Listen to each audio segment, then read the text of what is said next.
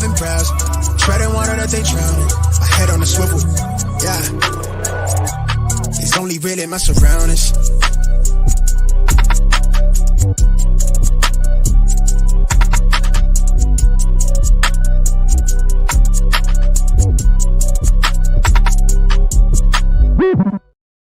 Hello and welcome to episode 208 of the Smash Accept podcast. I'm your host, Michael Royer. You can find me on Twitter at DynastyDadFF. You can tell by my voice, it is startup season. I'm super excited because we have a great show planned for you tonight, talking about where rookies are being drafted in your startups, how high you should be taking them, who's in those areas equivalency-wise. Smash Accept 13 just kicked off. We're at Snoog. I got to tell you, man, we're in round 4, and I got 525 firsts already and 3 players. And I love startup season. It's so much fun. It's the most questions I'm getting right now is like, yo, where are you drafting this rookie? Where are you drafting that rookie? And Snoog, this is just honestly every single week we get closer and closer to the NFL draft. And it's like, I know we're only in February, but I'm excited. Yeah, and the combine's rolling around about a month away. We're going to see these wide receivers run, test well. 2024 class is stacked at the position, so I'm excited to see that. Today, what we're going to do is we're going to break down values and tiers with these rookies and kind of help you guys get a feel for where you should be taking them like neighbors. Should you be taking them over the Chris Olaves and the Jalen Waddles of the world? Should you be taking Marvin Harrison right after the Jamar Chase, CeeDee Lambs, Justin Jeffersons? We're going to help you with all of that. And we're also going to help you find the values in that quarterback position because that can be really tough, right? Like last year, this time, I wasn't one of the believers, but there was a lot of people, including those big name guys like Zerline, Bucky Brooks, all those guys just pinning in Will Levis as a top 5 pick. Same with Mel Kiper. These are guys that have been around for a long time, seen a lot in the process. Everyone thought Will Levis was this top 5 pick, and he ended up going in the second round. So the quarterback position definitely gets the most contradicting, especially with JJ McCarthy, Bo Nix. Like these guys could fall into that mid to late first range and change a lot of draft boards. So we're going to help you guys kind of feel out those tiers and kind of give you head and shoulders and help you have head and shoulder advantage over your peers. So that's why we're talking about taking as many second round picks as possible. Yeah. Get yourself loaded up there. I mean, right now the firsts are difficult to acquire. I'm really starting to, have to really make some fine tuning and some communication there. But the seconds, they get thrown around like candy in a startup. And these second rounders this year are going to be very nice. So let's start talking about this right away. You talked about the quarterback position. It is the position that fails the most. We talk about hit rates for quarterbacks, wide receivers, running backs. Wide receiver and running backs, we have a lot of great predictive stats. We look at yards per route run. We look at college dominator. We look at, their breakout age. All of these things really plan out. And for the most part, you can see the Quentin Johnstons of the world where it's like, this might not work out. You could see the Jordan Addisons and the Zay Flowers. You're like, okay, everything kind of lines up. With the quarterback position, so much it goes to what's the landing spot? Who's the coaching staff? What are the weapons? So we talk about that position.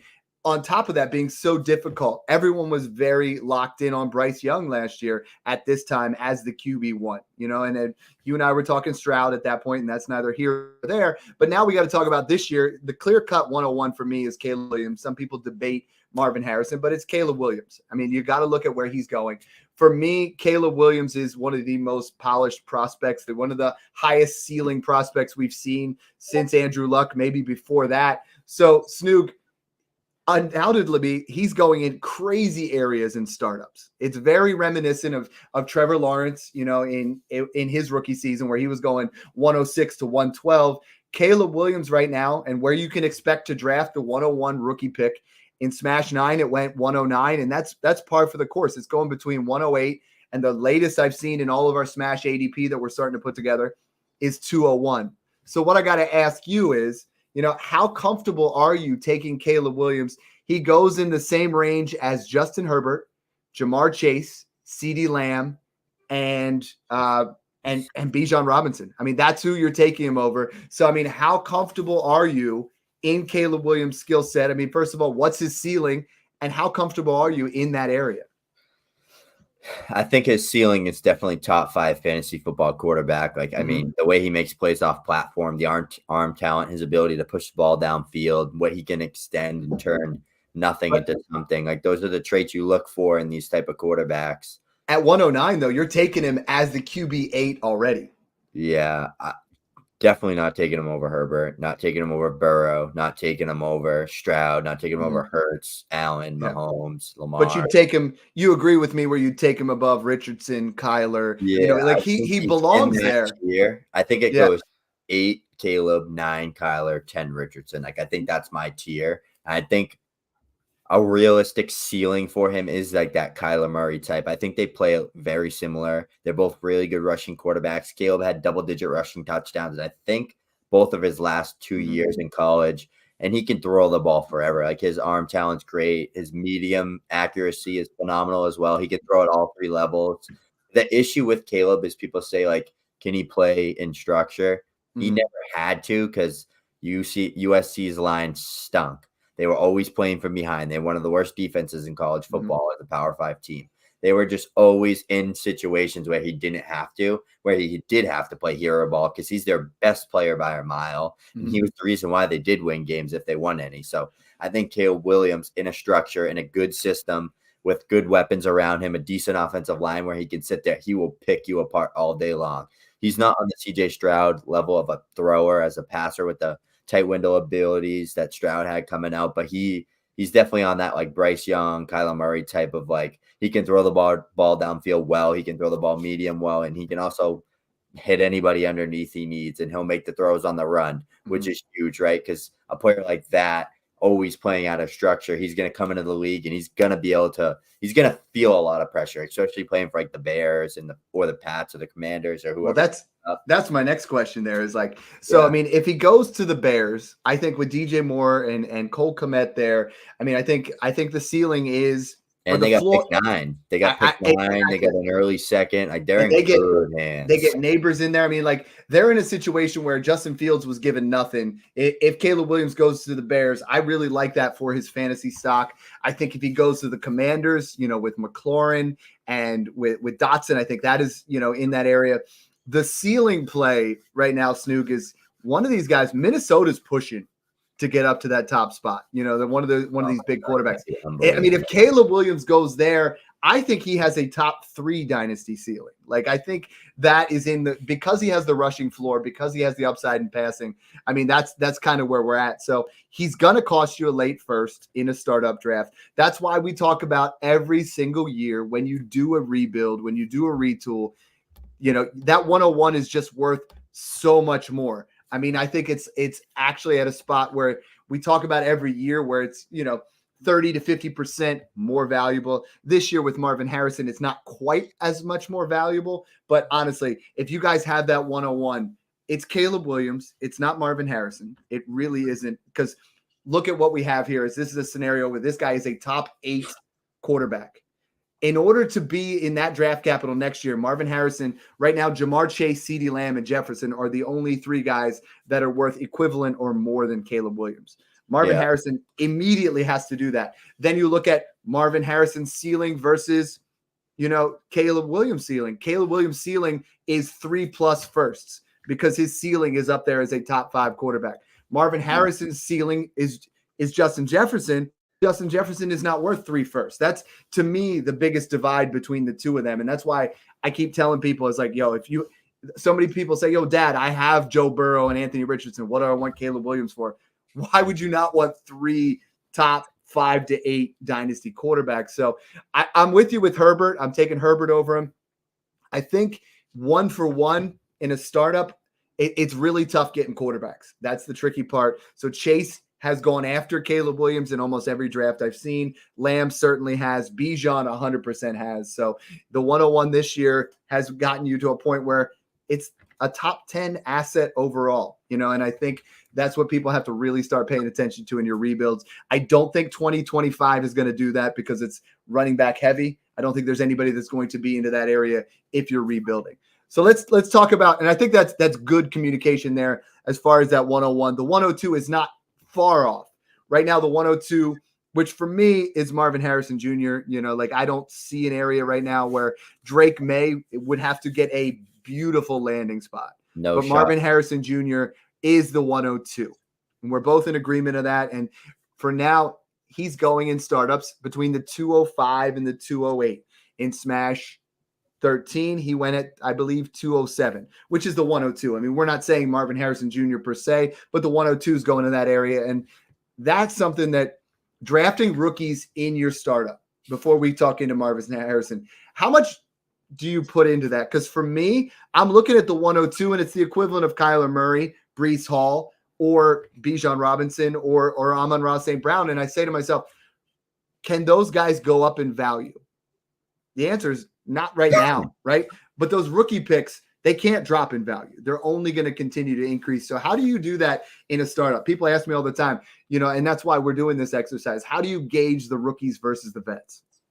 Yeah, I usually like to fade rookie value in mock drafts, especially the higher end ones, just because like you're building your team around like a foundation of players. Like I think in like a startup, unless I'm going into it saying like I'm hitting the rebuild, or I'm 1 year, I'm going to collect as many firsts as possible. I think you almost like have to lean Amon-Ra St. Brown or like AJ Brown over Marv there, just because like if he does go to the Patriots at 3, which is a very high possibility, like that sucks. Like you're looking at another Garrett Wilson where he's like an 1,100 yard guy, peppered with targets, but just no touchdown volume. They're going to bring in Kirk Cousins too, baby.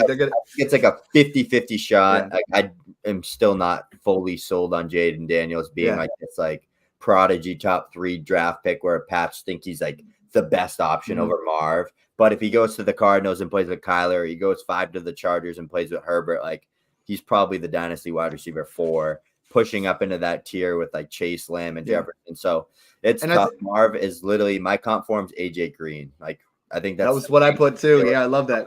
6'4", can play at all 3 levels. Great route runner. Good at getting separation. People think he's like not a good athlete for some reason. Like I would bet a lot of money that he runs like a 4.38, 4.40. I put 4.4 in my profile, and people were criticizing that. And then I looked at what Zoltan put out today.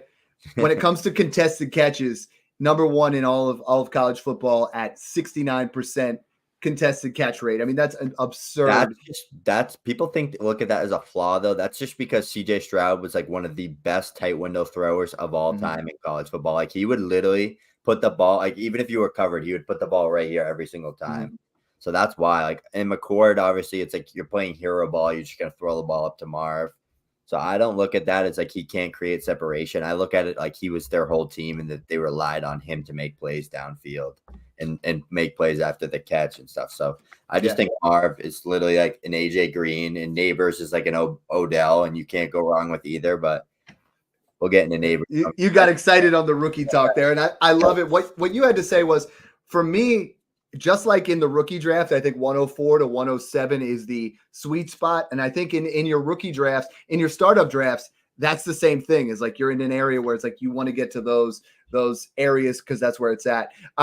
Just a reminder, guys, we go live at 7:00 on when we post these on YouTube, on Twitter. You guys can communicate with us. One of our guys that's in our group chat that we talk to all the time, PPR Fantasy Tips. Make sure you guys check him out on Twitter. He put great stuff, y'all. Like you guys can continue to discuss things with us. Obviously, Timothy Ligon, he put, I think Marv's a low 4.5s guy. I think he's going to be a lot of money on that with you. I put a lot of money on that with you, Timmy. He's a 4.4 guy, but let's talk about that 102 right now. So if you're in that area right now, Snoog, and we just talked about you're not interested in necessarily going that route, do you take the 102 Kyler Murray, Breece Hall, or Amon-Ra St. Brown in that early second range of your startup draft? Give me Mr. Kyler Murray. I think he gets Marvin Harrison Jr. at 4, and then they also pick don't they pick again in the first round? They do because they traded with Houston. Yeah. They have 2 first-round picks this year. They got McBride. They'd have Marv, or maybe Neighbors. They'd have another first round. They drafted Paris Johnson last year, who's a stud tackle. Like Kyler Murray was at his absolute floor coming off an ACL and was still a top 12 quarterback. Like he's my dynasty. He went 208 and smashed 13, and I was losing it because I was like, I wanted to take him at 201 when I was moving back. And I think by the time startup season is over, after the NFL draft, yeah, I think Kyler Murray is going to be at that It's such a good 112, value. 201. So Such a good value. I got I'm his with you. jersey for $30. I got the $179 Vapor Elite off NFL.com in the offseason because everyone thought he wasn't going to be a Cardinal and like they were going to trade him. And it was before he got signed. I bought his jersey for like $39 or like $29, and it's real. And I have it in my closet. The black alternate one. It's so fresh.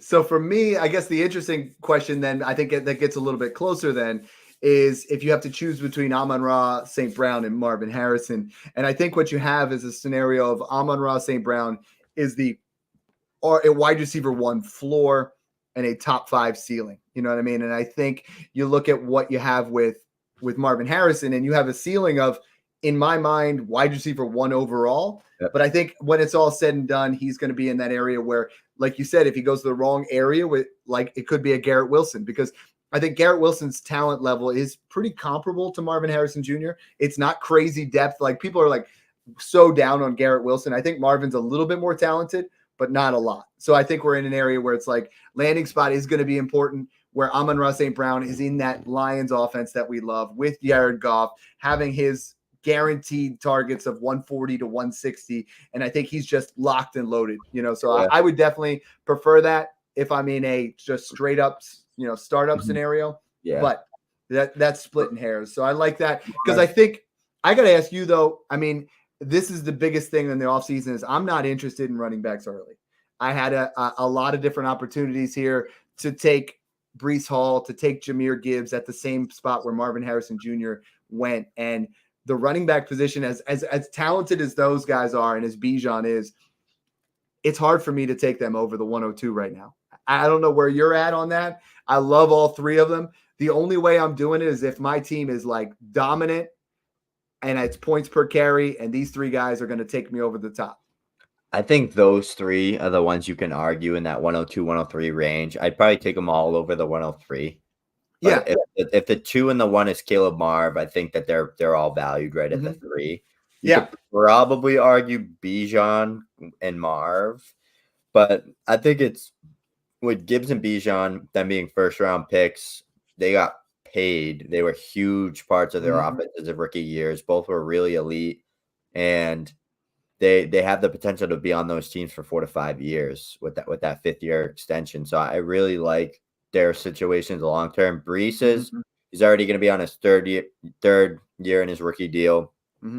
I mean, he's on a horrible Jets team. I mean, they're getting Rodgers back. The O-line was so banged up and terrible, but he finished with like 290 points and he was like the RB2 overall. Like we saw Breece's half ceiling. Like they could all finish as the RB1 overall. They could all put up 350 plus points. They can do it all. The 3 down workhorse backs. I think it's safe to put them all in that like 103, 104 range. And I think I'd lean those guys just because like they're like 1A, 1B, 1C at the position. So it's just the value there. But yeah, let's move to the 103 then. I mean, right now the 103 is Drake May. The average ADP across the 20 plus leagues that we've been looking at is the 209 to 212. He went in at the 208 and smashed 13. So it's like all these are kind of lining up in that same area. And he went in the same area as Garrett Wilson, Jahmyr Gibbs, and Breece Hall. So, I mean, I think you're right on the nose. I do think Bijan belongs in the 102 conversation. I think Gibbs and Hall are in this 103 conversation, as is Garrett Wilson. So if you had to choose between these 3 guys, I mean, let's start off with Drake May. The ceiling for me is Justin Herbert. I think Drake May, and that was my comp for him, I think he could really be in that tier if in the right system. If he goes to Washington and they beef up the offensive line and get him another weapon, I think for sure Drake May has the possibility to be a top 12 dynasty quarterback. And I'm going to jump on Zoltan's pod and talk about him because I love Drake May as a prospect. I think he's in that area right now. For me, he is already a top 12 to 15 dynasty quarterback, and I'm perfectly fine taking him at 103. I wouldn't take him in 102 unless it's a 2 quarterback league that is very passer friendly, 6 point passing and just maybe a scenario where you just can't pass up. But if you're choosing between Drake May, Garrett Wilson, Jahmyr Gibbs, Breece Hall, is he in that tier for you? And what are the scenarios where you would think one way or another? Yeah, to start off, Drake May's gonna be my 104. I think as long as Neighbors goes top 6 to 8, he's gonna be my 3. I just think Neighbors is like just such a good wide receiver prospect. The floor is very high. Drake May to the Commanders or maybe the Patriots, he could struggle a lot year one. But my realistic comp and ceiling for Drake May is Jordan Love this year. Like just like how Jordan Love is viewed today. I think he has arrogant arm talent. I think he does deserve to be in that tier with people, especially if you go second overall in the draft. Like that just proves the franchise is all in on you to make you the guy there. So I think him in the Commanders is a lot better than him in New England, just because they already got Dotson, they got Terry, they have Kurt Samuel, they got decent run game of Brian Robinson. They got some decent pieces. They're remodeling that team, so things could get better for them. I think his ceiling, like 4,500 passing yards, and like he could throw for like 25, 30 touchdowns, some rushing upside there. But I think I almost lean like the Gibbs, the Brees Halls, the Bijans. Yeah, I'm with you because I think May's gonna take some lumps. Yeah, like these. It could be a Burrow type rookie season where there's going to be some turnovers. There's going to be some struggling along the way where he goes. But I think long term, he's a guy that I prefer over Tua, over Dak. I prefer him in that area, in that 103, and I love the value. Wilson, Gibbs, and Brees Hall. Keep one, trade one, cut one. Almost impossible to do where you're at. But who are you doing those 3? I think what I'm going to do is you're gonna hate me. Is I'm gonna keep Garrett Wilson. I'm gonna trade. Oh man, I'm gonna trade Brees Hall and I'm gonna cut Jahmyr Gibbs. And I know that this is like no man's land. You can't say a right or wrong answer. I think Garrett Wilson is gonna steadily rise in value like he did last year. But this year, if Aaron Rodgers stays on his 2 feet, is going to put himself into a tier, into that second tier right below Jefferson, Lamb, and Chase, and be the wide receiver 4 in Dynasty. For me, I think Brees Hall's value is a little bit more than Gibbs. That's why I traded him and cut Gibbs. People don't realize with Garrett Wilson that I don't give a damn if Aaron Rodgers is 40 years old coming off an Achilles tear. Give him decent protection in that line. He gets the ball out quicker than anybody else in the league. That's what Garrett thrives. His lightning quick release off the line, his shimmy and his shake. He can excel downfield as well. But in that short to medium range, there's like maybe 3 wide receivers better than Garrett Wilson off the line of scrimmage. And he would be really good the past 2 years if he scored damn touchdowns. And he ain't gonna when his team has 15. But he did in college. So it's not him. It's the roster that he's on. I'm with you for sure. That can throw damn touchdowns, and Aaron Rodgers is one of those. We saw him a year and a half ago in Green Bay throw for like 26, 27 touchdowns. That's all Garrett Wilson needs. If he grabs 8 of those, 9 of those, he'll finish top 8 to 10. So I think Aaron Rodgers, I don't care how old he is, he'll give us 1, maybe 2 good years with Garrett Wilson. Give Garrett Wilson that top 10, top 8 finish that we both really want, and we want to see him thrive.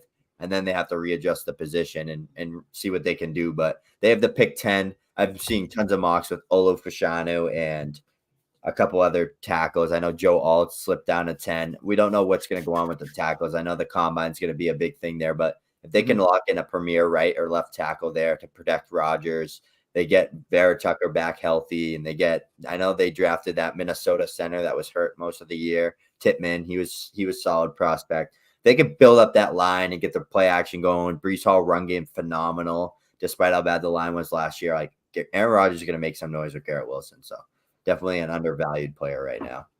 The biggest question I have right now, and he went at 201 in Smash Accept 13, is would you take the 103 or Puka Nacua right now? I think Garrett Wilson, to me, I think we still have an area here where Puka's valued over Garrett Wilson, and I don't think that's going to keep up throughout this year. But I do think we get into an area of Drake May or Puka Nacua. This is one that I saw on a poll, 59-41 on the Puka side. I was surprised because we're all kind of in that rookie fever. On the flip side, when it was Marvin versus Puka, it wasn't even close. It was 70-30. So, I mean, I feel like Puka's worth the 103, but me personally, I would rather have the 103 than Puka Nacua right now.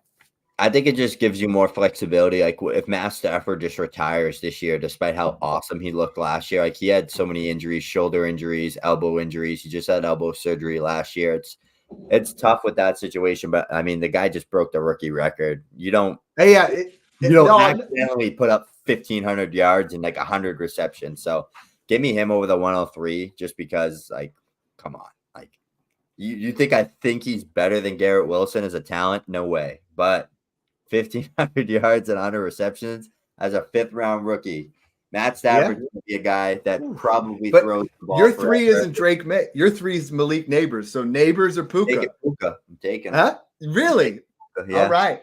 I think the ceiling long term of Malik Neighbors is so high, and I know you do too as well. So if Neighbors had 1,500 yards and 100 receptions, we would be like, wow, he'd be in the Jefferson territory. It's like, how does he do better than that? Yeah. Again?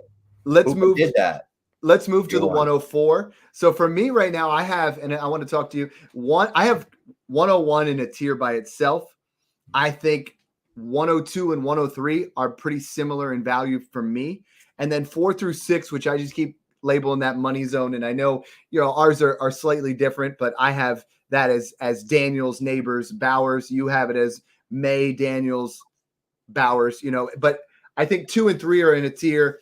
And then I think we move ourselves back down to 4 through 6 are a tier. And this is where I want these guys. These guys are falling to the 305 to 402. And I think 4 through 6, I keep talking about it every single week. It is such a money zone because it's like, I think Jaden Daniels has Lamar Jackson light upside. Yes. I mean, I'm watching tape and my man's getting lit up like a Christmas tree. Like he takes hits like look like video games. They're horrible, right? They look like, and he's going to have to learn how to get away from that. Then you got Neighbors in there who, I mean, the ceiling, we already have him as a top 12 dynasty wide receiver, and the ceiling is even higher. And then Brock Bowers arguably steps in as the dynasty tight end 1 overall once he gets his foot in the door, where Laporta goes a little bit before him. But these guys all went 4 and 5 went in rounds 3. 6 fell all the way to 405 in Smash 13. I think it's an absolute steal because what you have to look at is when you take 104 through 106, there's so much flexibility as opposed to at 104. If you take Laporta, if you take Fields, if you take Dak, you're locked into that player. But then if you get to 104 and you draft that, now all of a sudden, the rest of your draft, you didn't get a quarterback. You can take Jaden Daniels or Drake May. Oh, your wide receivers are light. Now you can take Neighbors. Oh, your tight end, you didn't do well. Now you can get Bowers. And in the startup, man, the flexibility of 104 through 106, I can't overstate how sexy it is. Yeah, and honestly, it takes one team to make one mistake in that draft, and you end up getting Drake May at 4 or Malik Neighbors at 4 or 5, or you get messaging me that all the time. My league doesn't value quarterbacks as much. I think I can get May at 4, and I'm like, geez, lock it in, man. Yeah. So I think the flexibility is huge, like you mentioned. I don't think people, Dad, I'm going to get a little bit off topic here. I don't think people realize how good Brock Bowers is. Like, I think there's a real case where you can argue him over Drake May in a heavy tight end premium league. It would have to be 2 tight ends and tight end premium for me to even consider that, because 0.75 will get me to do that. If he goes to the Chargers, or if he goes to you tell me you're not taking him if he goes to the Chargers at 5? I'm not, because there's so many good tight ends right now. If he goes to the issue, if he goes to the Chargers, I'm trading him for, I'm making sure I get McBride plus, because that's going to happen then. And because the tight ends take longer. Laporta spoiled us, right? He jumped in there and he just balled out. And Brock is the best tight end prospect. I do too. I really do. I think he's phenomenal. To hype up the class. I don't have a ton of rookie picks. I really think I watch him and I can't believe how good he is. There's not a single weakness he has. People think he's undersized.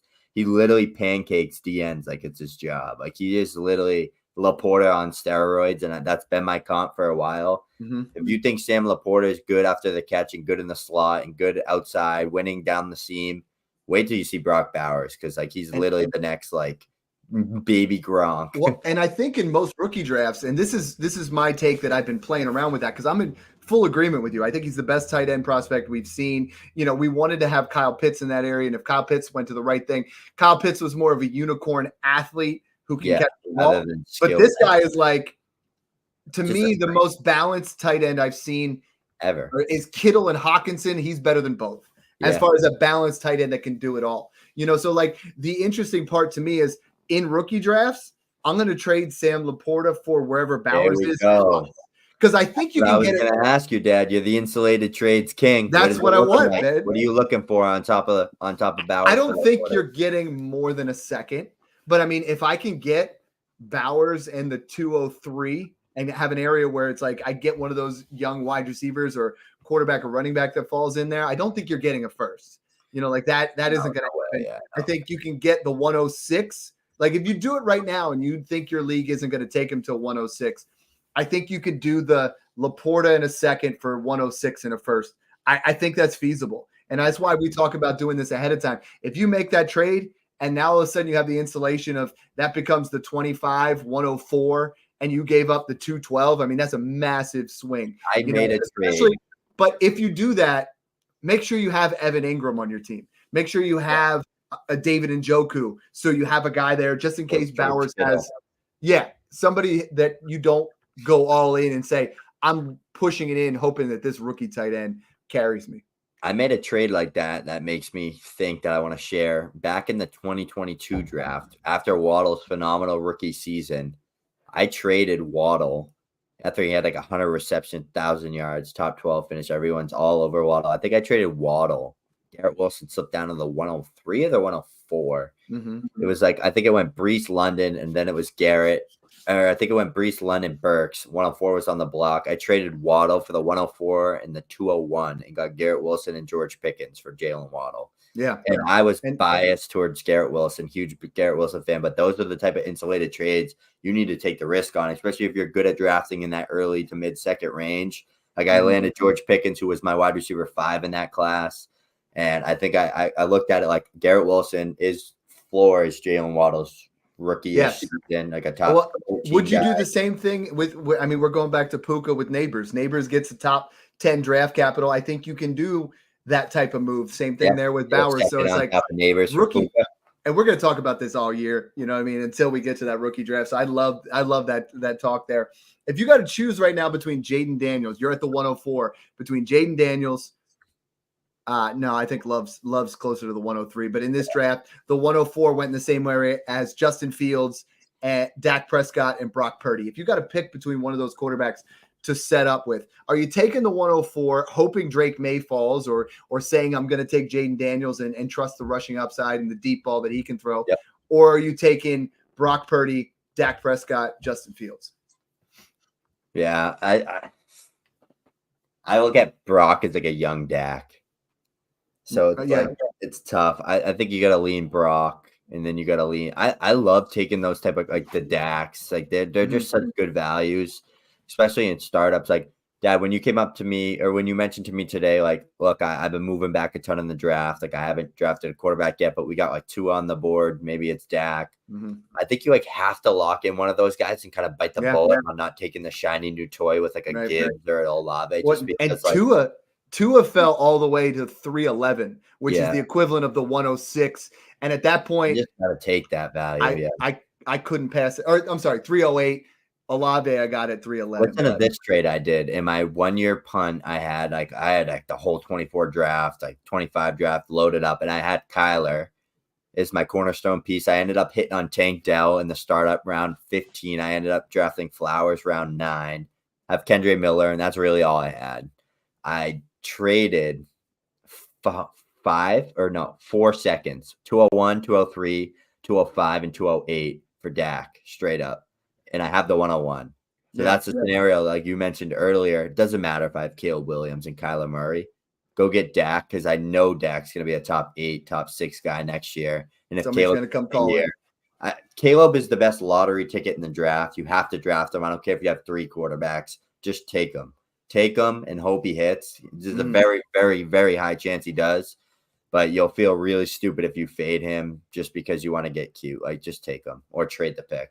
Then I had the 105. Now, again, right now, we're on a different area. I have it Neighbors or Daniels at 5. Let's just call let's just call it the 105. That's going in the 308 to 401 range in the same area as Dak, Tua, and Jonathan Taylor. If you got to choose between the 105 and those 3 players, Are you taking Dak? Are you taking Tua? Are you taking Jonathan Taylor? I think JT is such a good value, especially because he just got a massive contract. Yeah. And if it's in points per carry, I don't think people realize the ceiling that he's going to produce in there. You know what I mean? And give me Dak and Tua over Jaden Daniels. I can already tell I'm going to own 0 Jaden Daniels. I see the upside with the rushing. I know he was a Heisman. I know he has a really crisp deep ball. This is what's great about Dynasty is everyone says, and what's so great about 104 to 106, then you don't have to take Jaden Daniels unless you have the 106. And if you have the 106, because everybody gets so pigeonholed and they want to go talk about certain areas. And I'm like, just because Jaden Daniels, I say, is the 104 doesn't mean you have to take him at 104. Yeah, you could package the 104 with a 25 first and get Jalen Hurts. That's what I was doing everywhere last year when I had Bryce Young shares. I was trading up from the 102 all the way up to Josh Allen, to Jalen Hurts, to Lamar Jackson, and that's where we're going to talk about that a ton, tearing up from that quarterback position, because outside of Caleb Williams, I could see a scenario where both Jaden Daniels and Drake May both bust. And I can also see a world where both of them hit too. But it's a matter of what kind of risk evaluation do you want to do and how high can you take those guys? My thing with Daniels, I was telling Zoltan, shout out Zoltan, just an absolute beast with the rookies. Love talking to him about it. I talk to him every day about the rookies, who we like, who we don't like. The thing I said to him about Jaden Daniels is it's not that I'm not in on the upside. I think he's a really good rushing QB. You can't match what he did as the Heisman winner last year. And in his junior year, he was a horrible passer, but he could run the ball forever. My issue with him is okay, he goes to the Patriots at 3. Yeah, he got drafted 3, yay. All right, now he's throwing a Kendrick Bourne and Pop Douglas, and that's he's not doing shit on that team. The Patriots do feel don't fool me into thinking that he's going to be some superstar quarterback on that team. I think whoever goes to the Patriots is going to get a huge value discount. That if you're patient, they are going to give you significant value because Belichick's gone. We're going to have to see a different scenario, new coaches, going to try to bring in weapons. And Belichick there towards the end just felt like he still thought he had Tom Brady where he could have Troy Browns out there running at wide receiver, no, you don't have that anymore. You need some legit wide receivers to help in that area. So I'm with you. I'm with you for sure. Let's move the deep ball, but the deep ball is absolutely underneath in the medium range. I had him as Lamar-like because he's the exact same size. The rushing, he's not quite as explosive and not quite as tough with his rushes, but his speed is there, and he's his top end speed is not as twitchy as Lamar, but it's 97 percentile. It's a 4.4 for sure. You know what I mean? The dude can fly. We were talking about 106. This is the best value of any pick in the rookie draft, or in a startup draft, in the rookie draft. It's going to be Bowers, or it's going to be one of these guys that I talked about. And right now, the equivalent of that is Tyreek Hill, DJ Moore, and Brandon Ayuk. And as much as I love those 3 players, the upside of a Brock Bowers, a Malik Neighbors, or a Jaden Daniels is considerably higher. And I keep seeing Ayuk, Tyreek, DJ Moore go above the 106. And this is a matter of Snoog. We talk about people keep putting it out there where when I put a post about how good that 106 is, then they're like, well, this is knowing the unknown versus the unknown. But it's we're trusting the tape that we've seen, the evaluation process that we have, that there is what percent chance is there that Brock Bowers is not worth more than Tyreek Hill by the end of next year? It's very low, 25%. I'm very. I think you could pin it in that he's worth more than him. I truly think Brock Bowers just drafted. I think he's gonna run a 4.4, 4.42 maybe. He is fast. People know how good he is. He was the best tight end in college every single year he was at Georgia. He played injured this year and still had a phenomenal year. Analytically, best tight end of all time. With my own eyes, best tight end prospect of all time. I don't think Kyle Pitts was even on the same spectrum as a talent as Brock Bowers was coming out of college. Kyle Pitts was a freak athlete, freak size, but come on, you tell me he was as good as Bowers, as dominant? Bowers carried that Georgia offense, in my opinion, and that team won 2-3 national championships while he was there. So I just think I think he's the best. I think he's going to be the best tight end in the NFL at some point. I think he's going to be the tight end one overall. And if he's not valued at that, I can tell you one thing: I will own a lot of Brock Bowers. I'm almost talking myself into making Brock Bowers the 104, Dad. I know. Well, that's what I'm like looking at. So in my head right now, I said Trey McBride's worth the 104, but how long is it going to be before Bowers is worth more than Trey McBride? And that, in a startup, I almost took Trey McBride went 310 and I had the 311 and I was hoping he fell, but I didn't want the 106 there. But this is that tricky part where you don't know if Bowers is the 104, 105, or 106. So what Greg Roman did with Mark Andrews, Dad. Yeah. Let's talk about the next pick because I want to keep moving on. That is the 107. That has not gone in Smash Accept 13 yet. The 106 went. Then it was Pittman, Andrews, Tank Dell, and T. Higgins. How does Rome Odunze at the 107 compare to T. Higgins, Tank Dell, Michael Pittman? Like the contested catch rate of this guy, there's a lot of things to love. Like I saw a comp the other day that it is Devontae Adams.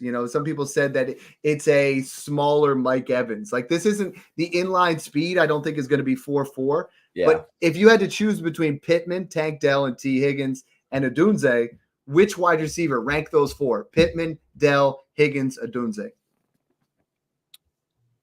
Situation matters so much for like a production standpoint in fantasy football, but I think like Rome Odunze is like a better talent than them. I think he's going to agree. A lot of the mocks as of right now have him going like either 4, 5, or 6. Mm-hmm. So the NFL, like most of these big name guys like Zerline, Bucky Brooks, Daniel Jeremiah, have him going. They have him off the board. They have him top 10, and it's not a top 10 like Jameson Williams or Henry Ruggs, who's just like, because they're a burner. It's because he's a legit overall wide receiver, right? Like a Drake London plus, yeah. Yeah. So that's the thing with me. It's like I had Drake London comped as Mike Evans because he was a little bit bigger there, but I think he's an absolute steal in this range. Yeah. I can't say that too loud because I'm 2 picks away off the clock. You know what I mean? 2 more picks. It's ETN, A-Chain, London, 107, and Hawkinson. I'm going to be picking again soon. So I love draft season, right? You get the notifications. You trade into those windows. Yeah. You get into that area. The last pick that I want to talk about, and the cool thing for me, Snoog, is when we do this, we're doing this for a purpose. Yep. We are doing this because in the Patreon, we have picks 1 through 24 outlined of where they go in your startup. So if you guys are doing a startup and you guys want that information, join the Patreon. We got several different tiers. We're going to be revamping that a little bit, but you can come in there. You can get on the clock help from everyone that's in the group. You can tag myself, Snoog, or you can literally look at it and say, okay, the 107 goes right here where T. Higgins usually gets drafted. So I'm going to make that decision in my head where I want. The 108 is what's interesting to me, because if you look at the 108, and you and I both talked about it, and I think you hit the nail on the head. It's Brian Thomas right now, but it could be better. It could be one of these guys fall down into that 8 because someone gets excited of Bo Nix, or they get excited, or the running back goes to the right spot and they're just jumping for joy getting into that spot. The 108, and I got to pull this up real quick, is going in an area. Give me 1 second. Where'd it go?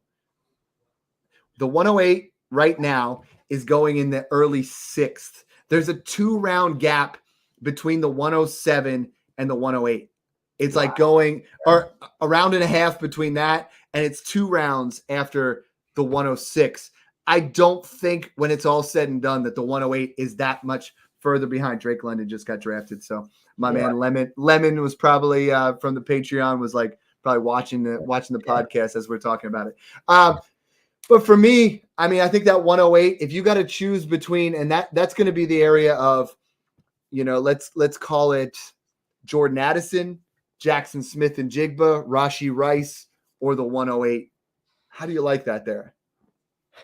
I think I'm going to take those 3 wideouts. Maybe not. No, I think I have Odunze over all of them, but I have them all of them in between the 107 and 108. Yeah, if you get Brian Thomas filling in for T. Higgins at 18 in the Bengals landing spot, or 17 with the Jaguars, or I think the Jags are not. They're 15. They pick 15? Yeah. No, they pick 17. Okay, yeah. So if you get Yeah, they're 17. Colts are 15. So I think if you get Brian Thomas Jr., maybe Troy Franklin, 17 or 18 to fill in for like Ridley or T. Higgins and like a landing spot with an elite QB. Give me him all day. Give me the 1-8 over those guys. But it's like, what if they just end up going like 20 something to a team that it's like they're the wide receiver 2 or 3 on their team, and it's just like a tough landing spot.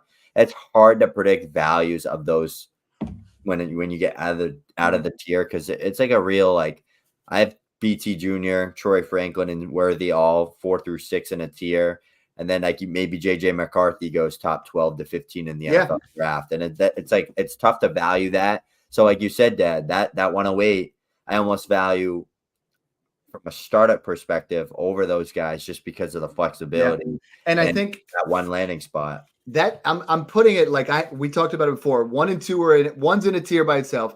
2 and 3, 4, 5, 6, and I'm putting 8 right there with 7 because I think Thomas is really talented. Franklin's really talented, or someone falls into that area. So 7, 8 for me. 9 through 12 are another tier, and right now there are at least 8 different guys that I could say go in that 9 to 12 range. And that's the sign of a good class. That's the sign of wanting to load up on those second round picks. So we hope you guys enjoyed, going over those kind of things. We're going to be giving you some rookie mocks coming up here. Snoog and I are going to start doing rookie profiles in the Patreon that won't be found on our normal accounts on Spotify and Apple. It's going to be just for Patreon guys. So a lot of stuff coming down the pipeline. Real excited to dive into the rookie content. I'm already started talking to Matt Hicks and loading up some of our guys that we have for guests like Matt Waldman and Angelo, who we always get on, and looking to get some new guys on there. So if there's someone you want on the show, reach out, let us know. And man, I'm so excited to get this going. Thanks again for tuning in, guys, and enjoy the process.